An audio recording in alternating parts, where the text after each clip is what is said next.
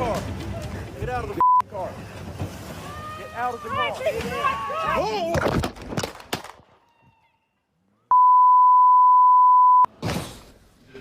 This is a new view of the deadly ICE shooting recorded by the agent who pulled the trigger. We just talked to an expert about what it shows. Right now on the steps of the state capitol, dozens of faith leaders and lawmakers are praying for peace and honoring the woman who lost her life. Good afternoon. Thanks for joining us, everyone. That new video is not the only late-breaking item today. We are also hearing from the wife of the woman killed for the first time. In a statement to NPR News, she said in part, Renee Good literally sparkled and said, "We had whistles. They had guns." Also today, the Attorney General and Hennepin County Attorney's Office announced a new effort to collect evidence after the feds cut the state out of the investigation. And Minneapolis Public Schools is offering families an online learning option for the next month after chaotic scenes on campus. Our team coverage today begins with that new video. Jeff Wagner had a chance to show that video to a use of force expert. I know you guys watched it together, Jeff. Very curious what he thought about it. You know, there's several parts that stood out to him. First off, he says that it shows Good was aware of this agent's presence since it shows them having a face-to-face interaction prior to the shooting. That's something not previously seen in other videos. It also provides unique up-close audio of the moment shots were fired that we haven't heard before. We're going to play the full clip for you now, and a warning, the video is disturbing.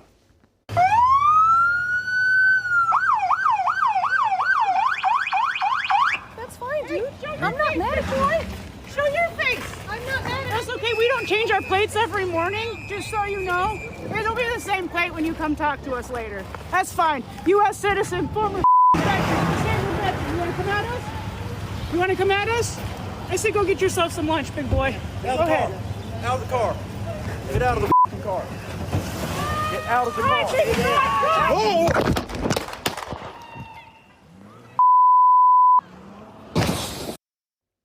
The beeping tone you heard was to cover up some expletives it appears the ICE agent said toward Good after the deadly interaction. So we see Good talking to the ICE agent saying what sounds like, "That's fine, dude. I'm not mad at you," as he goes by her window. Then things intensify as the agent returns to the front of the SUV.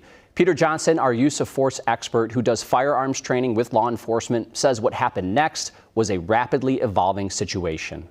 The biggest takeaway from this video was you can hear the sound of a crunch, which is presumably the agent making contact with the car, her SUV, as she drives into him. And then you hear the gunshots. That data point for me shows that there was contact made with the agent, who is now in reasonable fear, who could clearly articulate being hit with an SUV as reasonable fear of great bodily harm or death. And then the shots were fired.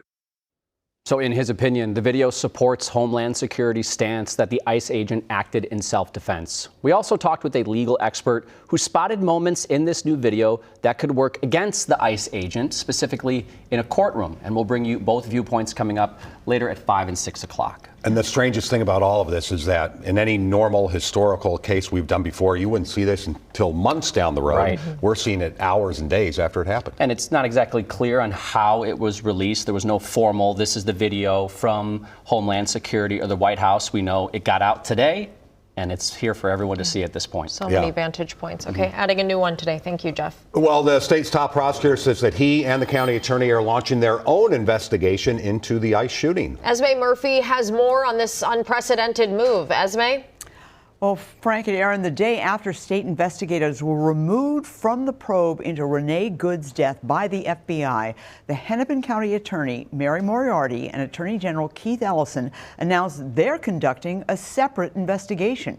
Hennepin County Attorney Mary Moriarty insisted this is not a critique of the FBI.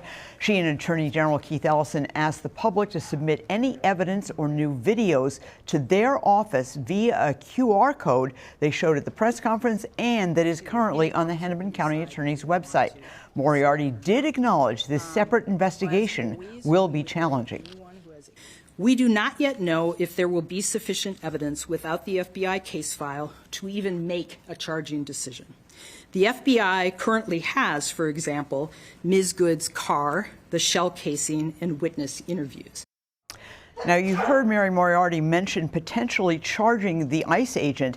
Yesterday at a news conference, Vice President J.D. Vance said this ICE officer has complete immunity. Senator Amy Klobuchar, who was the Hennepin County attorney for 8 years, said this about having two separate investigations.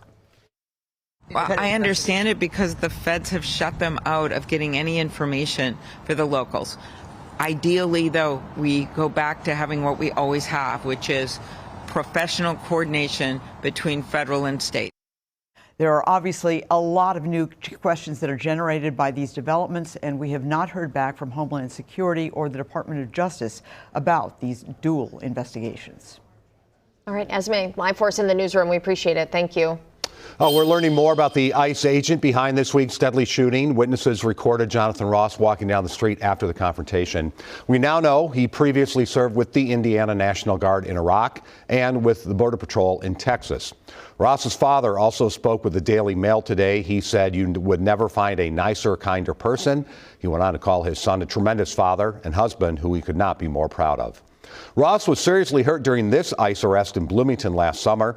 This doorbell video shows the driver dragging him down the street. Ross's father does not think his son will face any charges for this week's shooting. Young people are making their voices heard. You are looking at White Bear Lake High School after some students participated in a walkout today. And they are not alone. Students at schools like Irondale held similar events. And students attending Minneapolis public schools were not in class today. MPS is now offering families remote learning through mid-February. John Lordson was there for that announcement.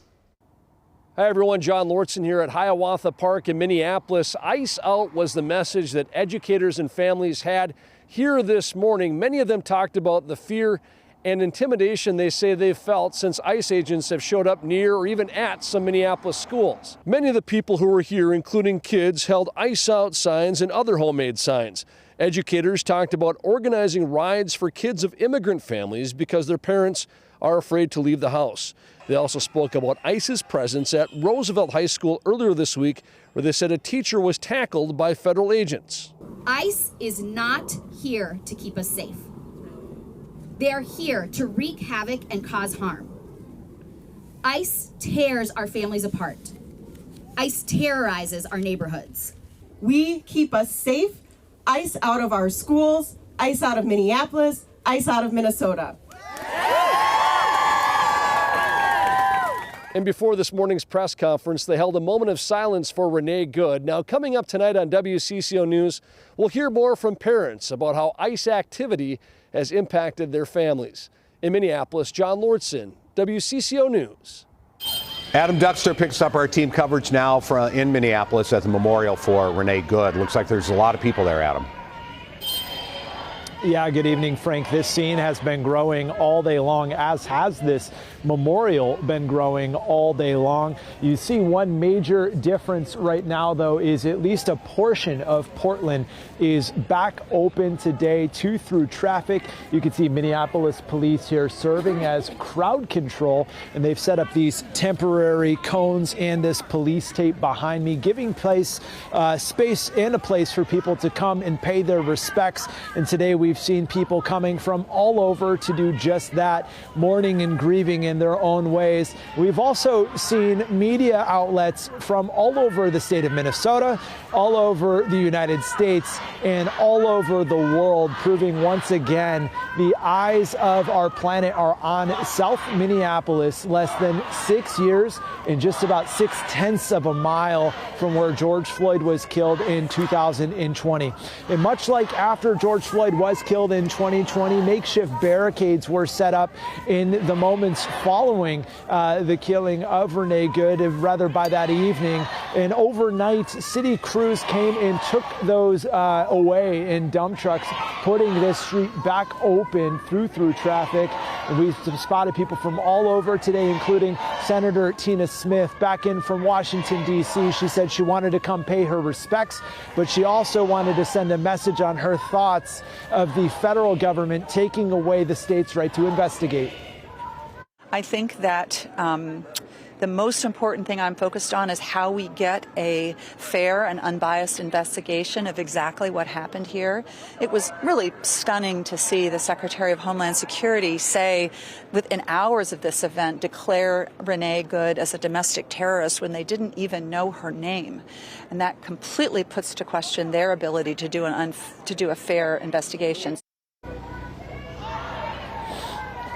And Frank, again, you could hear the crowd behind us. They've been chanting for the course of the last hour and a half or so. And again, still growing in numbers as people come from all over the state and people I've talked to really from all over the country to see this with their own eyes and pay their respects. All right, Adam, it's Aaron. Thank you so much for that live report. And protests that started here in South Minneapolis are spreading across the country. Communities calling for ICE accountability from Tallahassee and D.C. to New York and California. Protesters unified in the message that this should have never happened. This was murder, plain and simple, cold-blooded murder.